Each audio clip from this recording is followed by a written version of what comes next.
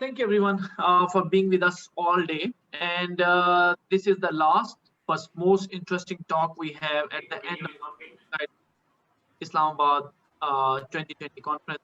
So the last talk we have how to hack a ransomware. Very interesting topic, I would say. And that would be delivered by Mr. Hasib Latif. He is Senior Threat Analyst Engineer at Symantec Singapore.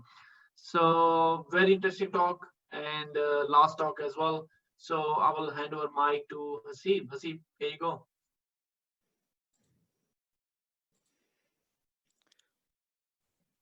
Thank you, Ali Bhai. Bismillahir Rahmanir Rahim. Assalamu alaikum. And hello to everyone. बहुत शुक्रिया B-Sides organization का कि उन्होंने मुझे मौका दिया और जो है आज जो है वो जिस टॉपिक में बात करूँगा वो है how to hack ransomware. Introduction हो चुका है तो मैं स्किप करूँगा इंट्रोडक्शन को और आज जो हम बात करेंगे वो आउटलाइन जो है वो कुछ पॉइंट्स की होगी।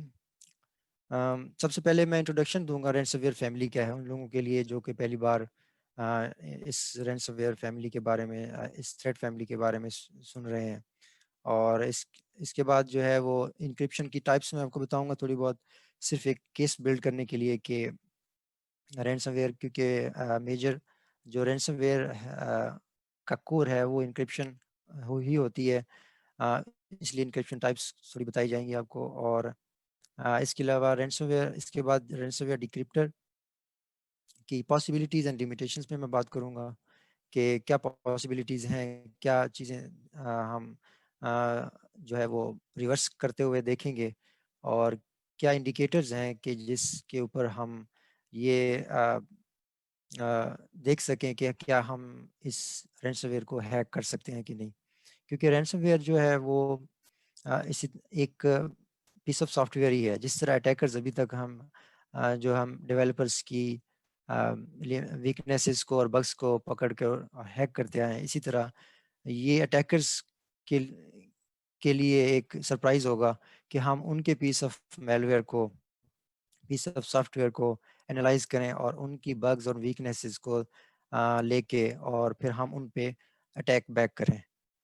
तो ये इस बारे में थोड़ा सा और इसके अलावा इसके बाद जो मेजर पोर्शन है वो मेरी प्रेजेंटेशन का वो है पॉन लॉक और रैंसमवेयर की इंक्रिप्शन मैकेनिज्म हम देखेंगे और इसके बाद हम पॉन लॉक और रैंसमवेयर को डिक्रिप्टर हम पे बात करेंगे कि कैसे हम इसकी डिक्रिप्शन कर सकते हैं और उसके बाद डेमो होगा। तो सबसे पहले ransomware is a type of family that encrypts the contents of files and attackers ask for a ransom to restore those files.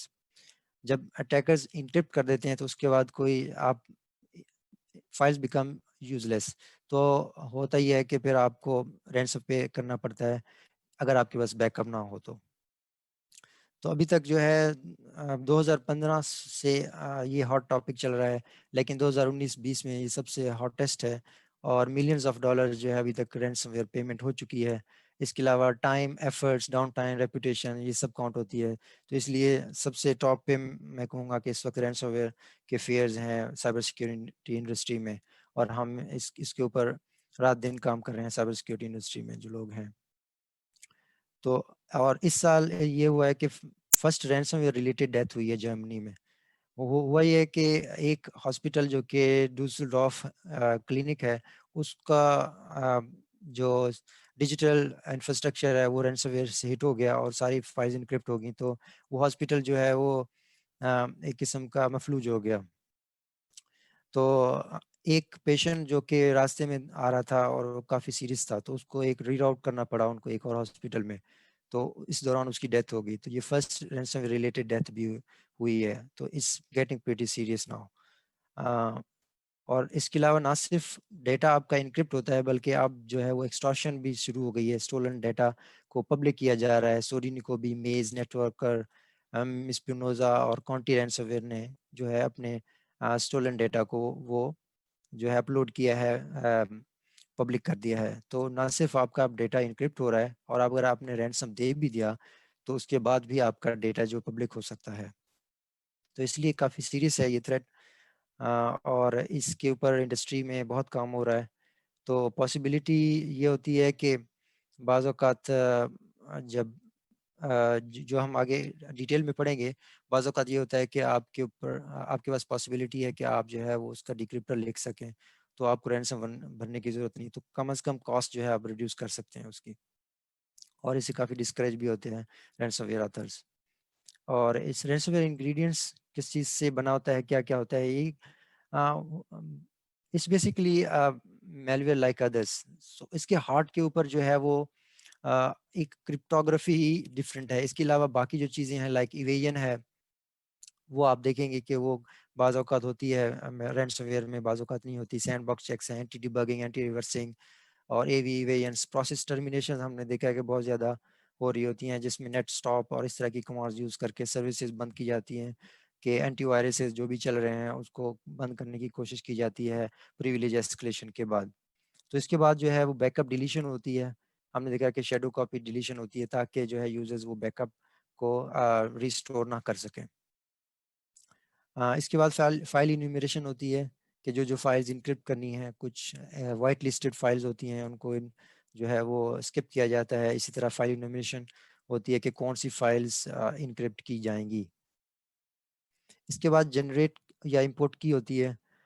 दो तरह के मेथड होते हैं, वो हम आगे पढ़ेंगे। तो इसके की जनरेशन होती है क्या, कभी ये होता है कि कुछ कीज़ जो है पब्लिक कीज़ यूज़ हो रही होती हैं, बाज़ औक़ात रैंडमली जनरेट होती हैं कीज़ ऑन द फ्लाई, और उसके बाद वो की यूज़ होती है एन्क्रिप्शन के लिए। तो ये एक इम्पोर्टेंट चीज़ एस्पेक्ट है रैंसमवेयर रिवर्सिंग का, कि जो हम देखते हैं कि सैंपल क्या कर रहा है बेसिकली। उसके बाद एन्क्रिप्शन करता है सैंपल, और इसके लिए डिफरेंट थ्रेडिंग वगैरह होती है। और उसके बाद जो है वो रैंसम नोट, ये काफ़ी इंटरेस्टिंग होता है कि जब आपकी डेस्कटॉप के ऊपर या कोई फाइल आपको नज़र आती है रीडमी की, तो आपसे उस वक्त रैंसम मांगा जाता है कि इतने $1000 दे दें, या टॉर की वेबसाइट का कोई लिंक होती है, वहाँ आ जाके आप अटैकर्स से चैट करते हैं। वो आपको बताते हैं कि कितने पैसे आपने देने हैं, रैंसम देना है, और उसके बाद आपको डिक्रिप्टर इसका मिलेगा। लेकिन हमारा जो फोकस है आज वो, क्योंकि काफ़ी ब्रॉड टॉपिक्स हैं सारे ये, तो हम सिर्फ फोकस करेंगे कि इनक्रिप्शन पे, जनरेट और इंपोर्ट कीज़ कैसे होती हैं और इनक्रिप्शन कैसे होती है, ताकि हम उसको डिक्रिप्ट कर सकें।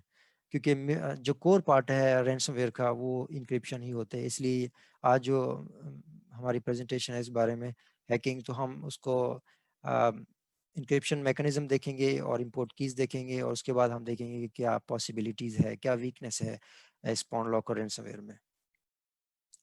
तो सबसे पहले एक छोटा सा इंट्रोडक्शन, बहुत सारे लोगों को पता होगा कि क्या होती है इंक्रिप्शन। तो सिमेट्रिक इंक्रिप्शन, और there two types of encryption, symmetric and asymmetric. Symmetric में होता है कि एक ही की यूज होती है। अब राइट साइड टॉप पे आप देखेंगे तो ये एक डायग्राम है जो बताती है कि एक प्लेन टेक्स्ट है, उसको हम एक की से इंक्रिप्ट करते हैं तो हमारे पास एक साइफर टेक्स्ट मिलता है। तो सेम की यूज होती है डिक्रिप्शन के लिए, इसे कहते हैं सिमेट्रिक। एक ही की यूज हो रही होती है, तो ये की आपने कम्युनिकेट करनी होती है रिसीवर से। तो काफ़ी साइफर्स हैं जिसमें ये एक ही की यूज होती है, जैसे RC4 है। और पाउंड लॉकर रैंसमवेयर भी सिमेट्रिक की ही यूज करता है, जो हम आगे आप थोड़ा सा डिटेल्स इसकी देखेंगे। दूसरा है एसिमेट्रिक। एसिमेट्रिक में दो कीज यूज होती हैं। जिस तरह आप कोई भी ब्राउज करते हैं तो आपको लॉक का साइन नजर आता है लेफ्ट पे, तो इस वो उसमें पब्लिक की क्रिप्टोग्राफी कहते हैं, जिसके अंदर एक पब्लिक की से डेटा इनक्रिप्ट होता है और प्राइवेट की जो सर्वर के पास होती है उससे डिक्रिप्ट होगा। तो आपको दो कीज चाहिए होती हैं इसके लिए। इंक्रिप्शन के लिए डिफरेंट है और डिक्रिप्शन के लिए डिफरेंट है। ये काफ़ी एडवांस्ड है, और रैंसमवेयर आजकल जो ज़्यादा एडवांस रैंसमवेयर हैं वो एसिमेट्रिक या पब्लिक की क्रिप्टोग्राफी यूज करते हैं कीज को सिक्योर करने के लिए, ताकि उसके ऊपर रैंसमवेयर को एक्सप्लॉइट ना किया जाए। जैसे कि कुछ आपने देखा होगा कि रैंसमवेयर के डिक्रिप्टर अवेलेबल होते हैं, तो ज़्यादातर सिमेट्रिक की इंक्रिप्शन को हम एक्सप्लॉइट करते हैं और उसका डिक्रिप्टर लिखते हैं। अब हम देखेंगे कि रैंसमवेयर की डिक्रिप्शन की क्या पॉसिबिलिटीज़ हैं और क्या लिमिटेशंस हैं।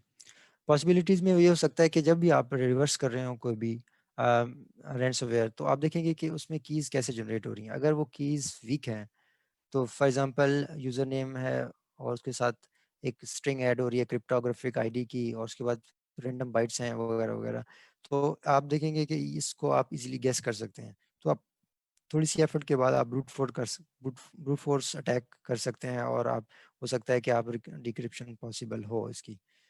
एक ये है। दूसरा ये है कि कस्टम इंक्रिप्शन जो इम्प्लीमेंटेशन फ्लॉज हैं, तो उस जैसे कि अब हम पाउंड लॉकर रैंसमवेयर पढ़ेंगे कि किस तरह उन्होंने जो है ना एक फ्लॉज हैं और उनके बग्स हैं उनके रैंसमवेयर में, और जो हमने एक्सप्लॉइट करके हमने डिक्रिप्टर लिखा है। तो आप राइट साइड पे देखेंगे इस डायग्राम में कि ये एक टेस्ट फाइल जो मैंने क्रिएट की है, स्मॉल फाइल .txt। तो उसमें ये देखेंगे ये प्लेन टेक्स्ट की कुछ वर्ड्स हैं। तो ये प्लेन टेक्स्ट है। इसको जब मैंने इनक्रिप्ट किया है, इस यहाँ आप देख रहे हैं कि ये नेम्टी रैंसमवेयर का एक मार्कर है। तो ये नेम्टी रैंसमवेयर ने इनक्रिप्ट किया है, लेकिन आप देखेंगे कि एक प्लेन टेक्स्ट का वर्ड एज इट इज आपको इनक्रिप्शन में मिलेगा। तो ये एक बता रहा है कि ये एक फ्लॉ है उनके इनक्रिप्शन एल्गोरिदम में। और ऐसे ही फ्लॉज जो हैं वो एक एजेंट टेस्ला, बहुत फेमस पॉपुलर रैंसमवेयर है, उसमें भी था। तो अब ये चीज़ एक तो ये बताती है कि कुछ फ्लॉज हैं, वीकनेसेस हैं इस रैंसमवेयर की इम्प्लीमेंटेशन में, क्योंकि जो ज़्यादातर रैंसमवेयर इम्प्लीमेंट होते हैं कस्टम कस्टम इम्प्लीमेंटेशन। कस्टम इस वजह से होते हैं कि जो विंडोज़ की क्रिप्टो एपीआईज हैं उसको ज़्यादातर एवी और सिक्योरिटी प्रोडक्ट्स वो हुक किया होता है, और वो देख रहे होते हैं, मॉनिटर कर रहे होते हैं। तो अगर हैवी यूजेज हम कर रहे हैं उसका, तो वो जो है वो डिटेक्ट हो जाते हैं, वो बिहेवियर रैंसमवेयर का डिटेक्ट हो जाता है। तो ज़्यादातर कोशिश करते हैं कि वो कस्टम इम्प्लीमेंट हो, तो उसमें कहीं ना कहीं जो है कोई ना कोई फ्लॉ बग आ जाता है। तो ये एक अपेंड का डेटा अपेंड होता है, तो उसमें एक फ्लॉ था नेम्टी रैंसमवेयर का। और इसी तरह के कुछ और फ्लॉज भी हो सकते हैं। तो ये एक इम्प्लीमेंटेशन फ्लॉ होता है। इसके अलावा अटैकर ने अगर कोई रैंसमवेयर पेमेंट के बाद अपना डिक्रिप्टर शेयर किया, तो और उसके अंदर उस डिक्रिप्टर के अंदर उन्होंने अपनी प्राइवेट की मिस्टेकनली शेयर कर दी, जैसा कि मैंने सुना है कि कभी हुआ है।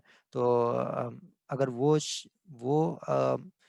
सैंपल जो है अगर वो शेयर होता है कम्युनिटी के साथ, तो साइबर सिक्योरिटी कम्युनिटी जो है वो उस प्राइवेट की को लेके तो वो डिक्रिप्टर क्रिएट कर सकती है सबके लिए।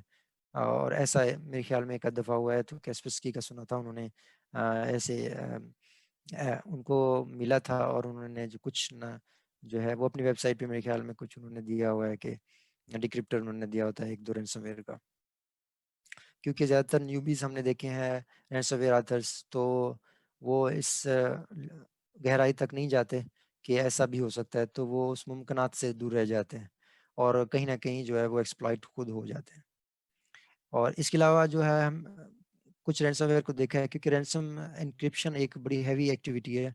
तो वो अगर कोई लार्ज फाइल्स हों लेकिन लाइक जीबीज, तो उन सबको इनक्रिप्ट करना कोई आसान काम नहीं होता। तो मैंने देखा है कि कुछ जो है वो रैंसमवेयर वो या तो लार्ज फाइल्स को छोड़ देते हैं, या फिर उसका कुछ initially like 1 MB 10 MB data encrypt कर देते हैं, और फिर मूव ऑन। तो वो कुछ डेटा जो है वो आप जो है उसका रिकवर भी ऐसा ऐसे हो सकता है लार्ज फाइल्स का।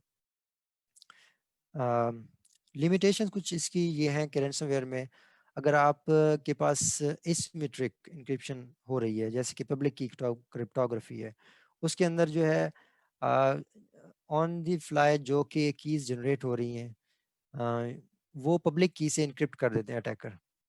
और जो वो हर विक्टिम के लिए डिफरेंट होती है, और हर फाइल के भी हमने देखा है कि वो डिफरेंट की होती है। तो उसके लिए डिक्रिप्शन के लिए हमें प्राइवेट की चाहिए होती है, जो कि फिर पॉसिबल नहीं है हमारे इस प्रोसेसिंग स्पीड में कि हम उसको ब्रूट फोर्स कर सकें। क्योंकि आपको पता है कि पब्लिक की cryptography is very very secure.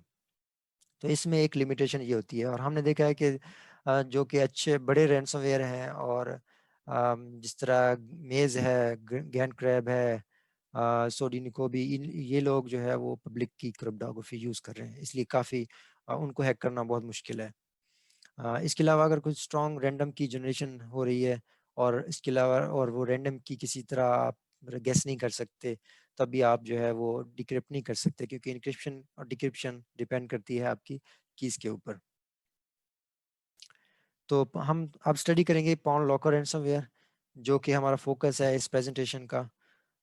ये अगस्त 2019 में अपेयर हुआ था, लास्ट ईयर।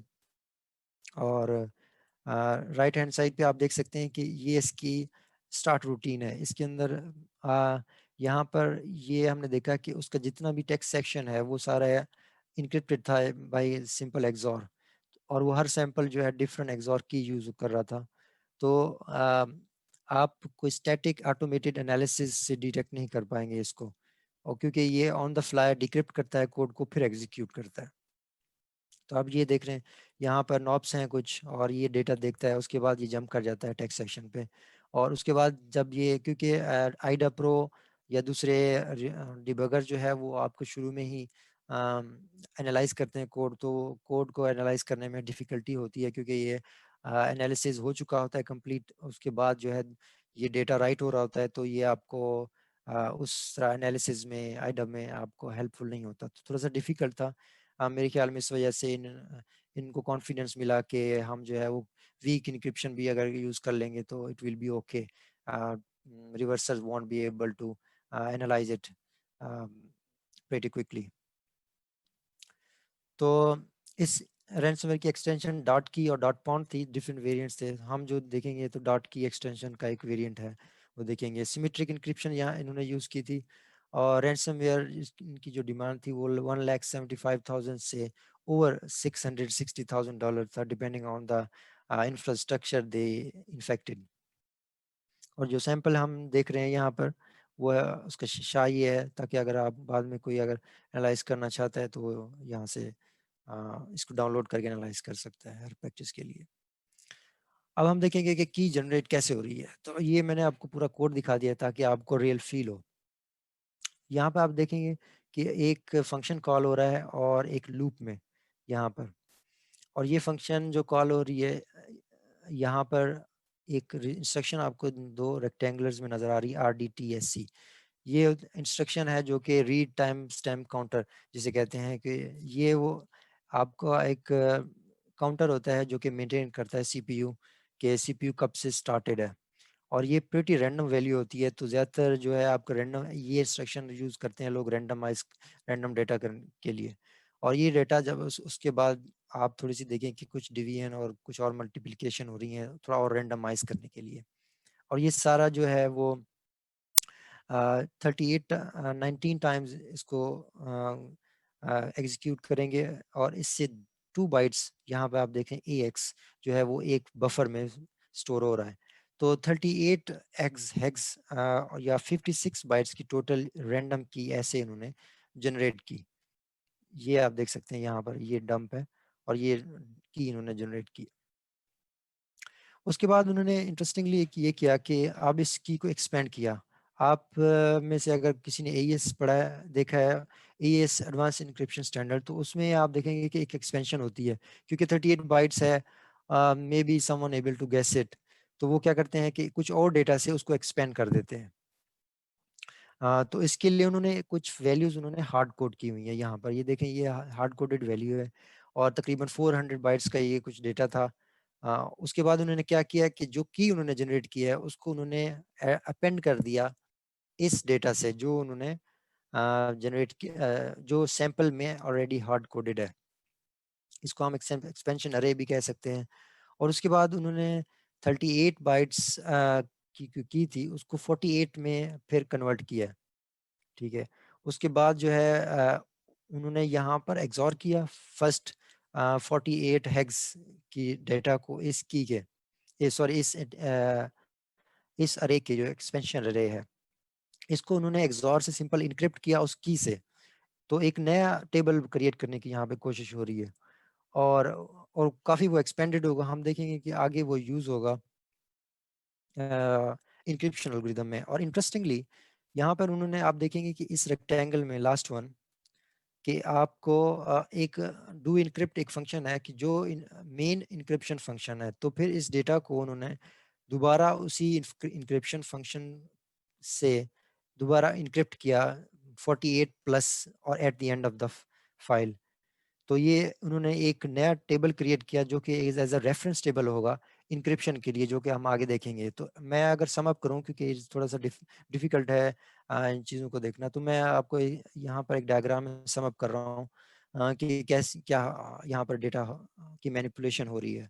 आप देख रहे हैं कि इनिशियल हार्ड कोडेड टेबल ये है, उसके बाद 38 बाइट्स की डाटा यहाँ पे अपेंड होती है, उसके बाद 10 बाइट्स का और डेटा जो फर्स्ट 10 बाइट्स होंगे रैंडम की के, वो यहाँ पे और अपेंड होंगे, और इस 48 बाइट्स को एक्सॉर करेंगे फर्स्ट 48 बाइट्स से, और इस next 48 plus till the end of that new अरे वो इनक्रिप्ट करेगा मेन इनक्रिप्शन फंक्शन के साथ, और फिर एक फाइनल टेबल बनती है, और इस फाइनल टेबल को दोबारा से इंक्रिप्शन एल्गोरिदम से में यूज किया जाएगा फाइल्स को इनक्रिप्ट करने के लिए।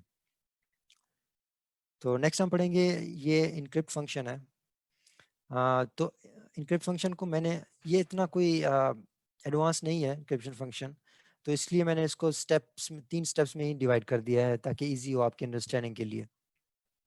जो फर्स्ट स्टेप है आप देखेंगे इसमें एक्सॉर हो रहा है। अच्छा, इसमें जो प्लेन टेक्स्ट है वो 8 बाइट्स में रीड हो रहा है, और साइफर टेक्स्ट आपको एग्जैक्टली 8 बाइट्स में मिलेगा। प्लेन टेक्स्ट को 8 बाइट्स में उन्होंने डिवाइड कर दिया है, 2 रजिस्टर्स में यहाँ पे सेव कर रहे हैं, EAX और EDX, जो कि हमारे मेन प्लेयर होंगे। तो फर्स्ट आप देखेंगे EAX जो है वो एक, ये एक्सपेंडेड टेबल जो हमने लास्ट देखा था पिछली स्लाइड्स में, उससे एक्सॉर हो रहा है EX, और उस EX की वैल्यू के ऊपर एक ESI की वैल्यू यहाँ पे जनरेट हो रही है, जो कि सेकंड जो 4 बाइट्स और डीवर्ल्ड है EDX उससे एक्सॉर हो रहा है। तो ये एक रेफरेंस सेकंड स्टेप जो है आप देखेंगे कि वो डिपेंड कर रहा है फर्स्ट के ऊपर, और फर्स्ट और उसके बाद जो लास्ट स्टेप है उसमें सेकंड डीवर्ड जो है वो एक्सॉर हो रहा है, और यही स्टेप जो है, और उसके बाद जो है वो एक्सचेंज होगा कि EDX को इसके जो स्वैप कर देंगे EX को EDX के साथ। और यहाँ पर आप देख रहे हैं कि ये जो सारा प्रोसेस हम एक दफा हुआ है, इसको 16 टाइम्स वो करेगा to make it more and more undecryptable. तो ये 16 टाइम्स होगा, उसके बाद जो है वो एग्जैक्टली साइफर टेक्स्ट 8 बाइट्स में EAX और EDX आप देखेंगे कि यहाँ पर दोबारा डेटा रिटर्न हो रहा है एक अरे में, और इसी तरह ये सारा फाइल्स के लिए, पूरी फाइल के लिए ये रिपीट होगा, और हम देखेंगे कि सारी फाइल इनक्रिप्ट हो गए। और उसके बाद हमारे पास ये इनक्रिप्टेड फाइल का एक लास्ट में ट्रेलर देख रहे हैं हम, टेल देख रहे हैं हम कि ये बनती है। तो फर्स्ट आप देखेंगे कि 07C6 ये एक मार्कर है, ये आपको मार्कर मिलेगा पॉन लॉकर रैंसमवेयर की इनक्रिप्टेड फाइल में, और ये सबसे पहले चेक भी होता है कि कोई फाइल पहले से इनक्रिप्ट तो नहीं हुई हुई। तो ये अगर आपको मार्कर एक पोजीशन पे मिले, जो कि मैंने जो है वो अपने डिक्रिप्टर में लिखा हुआ है कि कौन सी पोजीशन होगी, तो इसका मतलब ये है ये इनक्रिप्टेड है पॉन लॉकर रैंसमवेयर से। और उसके बाद आगे कुछ वैल्यूज हैं, ये ऑफसेट है ट्रेलर का, और इसके बाद ये जो है ना उसका साइज है कि कितना इंक्रिप्शन हुई हुई है, और ये वो की है जो कि रैंसमवेयर ने जनरेट की, और उसके बाद वो की अपेंड कर दी इनक्रिप्टेड फाइल में। तो आप देख रहे हैं कि आपने जब रिवर्स किया तो आपने सारे उसके जो रैंसमवेयर का पूरा इनक्रिप्टो है वो उसको पार्ट्स में आप हमने उसको देख लिया कि एक की जनरेट हुई, उसके बाद एक एक्सपेंशन टेबल था, उसके बाद इंक्रिप्शन हुई, और उसके बाद फाइल जो राइट हो गई, कंटेंट राइट होके फाइल क्लोज कर दी उसने, और उसके बाद वो फाइल इनक्रिप्टेड है टोटली। तो अब हम इसको समराइज करेंगे। आप जब भी रिवर्सिंग कर रहे हो तो सबसे तो रैंसमवेयर की, तो आपको एक इसी तरह की एक फॉर्मेट फॉलो करना होता है कि आपने जो है वो देखना है कि कैसे की जनरेट हो रही है, क्या इंपोर्ट हो रही है, या फिर की वहां पे जनरेट हुई है, और वो जनरेटेड की के साथ क्या किया जा रहा है। फॉर एग्जांपल अगर वो पब्लिक की क्रिप्टोग्राफी यूज हुई है तो वो जनरेटेड की के साथ बाजों का ये होता है कि वो अटैकर्स अपने की के साथ इंक्रिप्ट कर देते हैं, और वो उस वक्त डिस्ट्रॉय कर देते हैं उस की को, और वो काफ़ी रैंडम होती है, तो आप उसको दोबारा रिप्रोड्यूस नहीं कर सकते। तो वो काफ़ी स्ट्रॉन्ग इंक्रिप्शन होती है। लेकिन यहाँ पे हमने देखा कि कोई पब्लिक की क्रिप्टोग्राफी यूज नहीं हुई, बल्कि एक की जनरेट होगी, उसको एक एक्सपेंड किया गया, और वो एक्सपेंशन वैल्यू हार्ड कोडेड है, और उसके बाद उसको दोबारा इंक्रिप्ट किया गया, और उसकी इंक्रिप्शन के बाद वो फाइल के इंक्रिप्टेड फाइल के अंदर ही वो की रैंसमवेयर ने लिख दी। तो अब हम इसको समराइज करेंगे क्या, देखेंगे कि क्या नोन वैल्यूज हमारे पास हैं और क्या अननोन्स हैं हमारे पास। तो ये होता है जनरेट रैंडम की हुई, उसके बाद अपेंड हुआ डेटा, और एक प्रिपेयर एक्सपेंशन टेबल को उन्होंने प्रिपेयर किया, और इसके बाद इनक्रिप्ट की फाइल और राइट रैंडम डाटा की टू फाइल, और उसके बाद एक फाइल जनरेट कर दी। अब हम देखेंगे कि कौन से हमारे पास यहाँ पे नॉन वेरिएबल्स हैं, ताकि अगर हम खुद से इसको डिक्रिप्ट करना चाहें तो क्या पॉसिबिलिटीज हैं। तो सबसे पहले हम देखेंगे कि रैंडम की हमारे पास नोन है, क्योंकि ये हम इनक्रिप्टेड फाइल के अंदर है, हमें आखिर में पड़ी हुई मिल गई क्योंकि उसने राइट कर दी वहां पे। इसके बाद हम देखेंगे कि जो अपेंड की और प्रिपेयर एक्सपेंशन टेबल है वो भी नोन है, क्योंकि वो सैंपल के अंदर है, और हमने देखा कि सैंपल के अंदर उसने वो डिस्ट्रॉय नहीं किया। अगर अगर डिस्ट्रॉय कर भी दे तो कहीं ना कहीं से वो जो एक्सपेंशन टेबल उसने डिक्रिप्ट करेगा ऑन द फ्लाई, तो रिसर्चर्स को उस तक एक्सेस रहेगी। तो इसलिए ये ज़रूरी है कि रिवर्स करें और देखें कि वो एक्सपेंशन टेबल जो यूज़ हुआ है वो कहाँ पर है, तो मेमोरी के अंदर कहीं ना कहीं वो आपको मिल जाएगा। तो ये हमें नॉन है। इसके बाद जो है वो इनक्रिप्ट करेगा फाइल को, दो एल्गोरिदम है वो हमारे पास नोन है।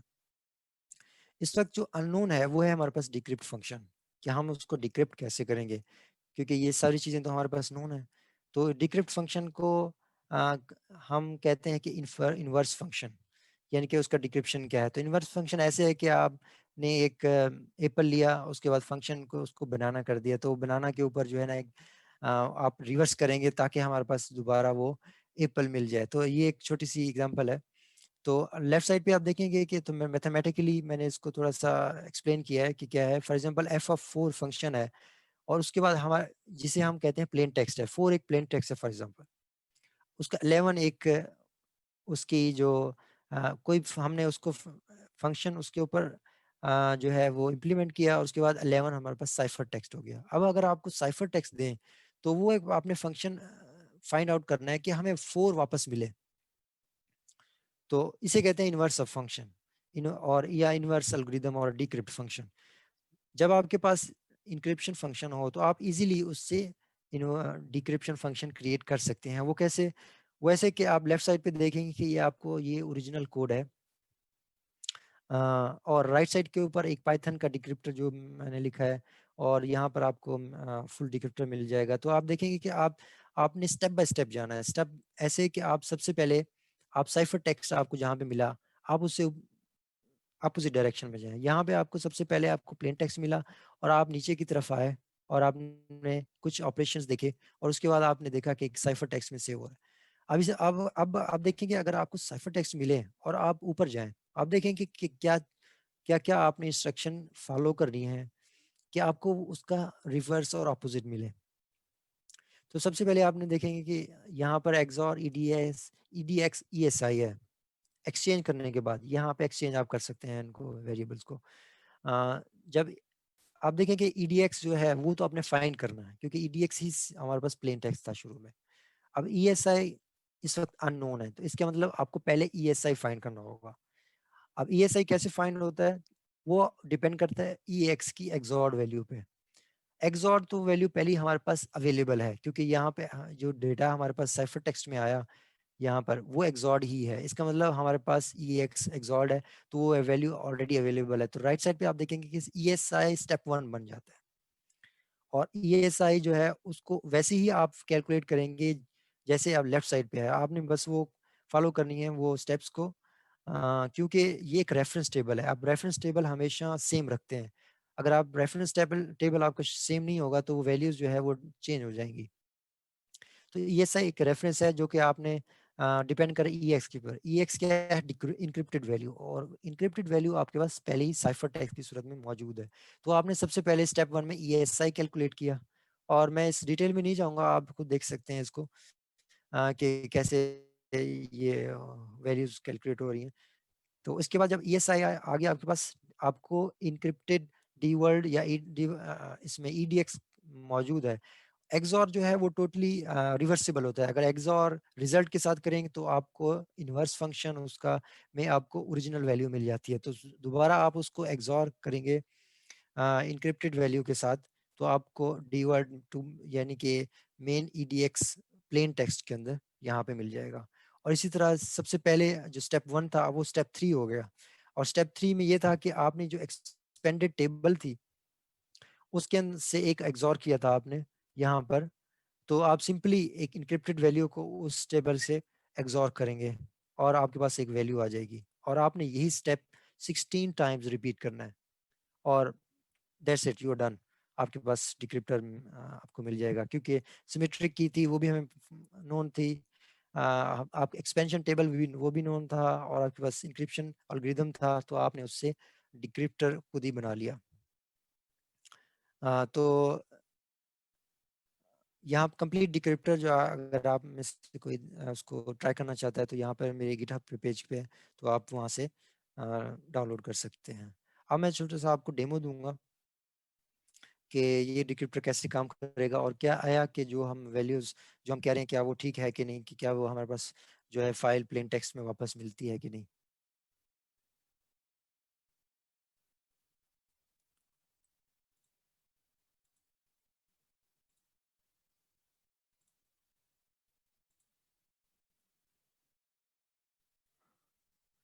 आई थिंक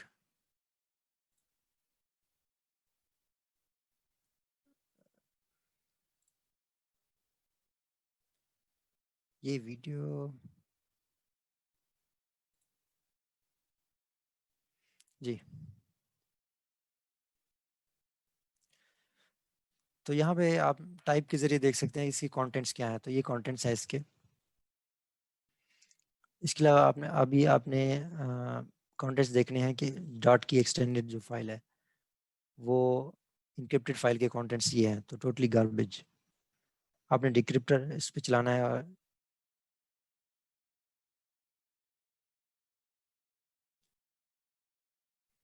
तो ये सक्सेसफुली डिक्रिप्ट हो गया और एक्सटेंशन इससे स्ट्रिप हो गई। तो अब हम देखेंगे कि इसके SHA-SUM कैलकुलेट करके SHA-1 कि देखेंगे कि डिक्रिप्टेड का और ओरिजिनल फाइल का SHA-SUM क्या हमारे पास सिमिलर है या नहीं। ये इसका SHA-SUM है। अब हम देखेंगे जो डिक्रिप्टेड फाइल है उसका 100% जो है हमारे पास जो SHA-SUM है वो सिमिलर है। तो हमने 100% जो है वो फाइल्स को डिक्रिप्ट कर दिया रैंसमवेयर को एक्सप्लॉइट करके। तो ये कुछ ऑप्शंस हैं, आप देख सकते हैं कि एक रिकर्सिवली आप ये क्रिएट कर सकते हैं पाइथन या किसी भी लैंग्वेज में, और वो आपको जो है वो रिकर्सिवली भी फाइल्स को चेक भी करेगा, डिलीट भी कर सकता है वो। एक meme time. So that's it.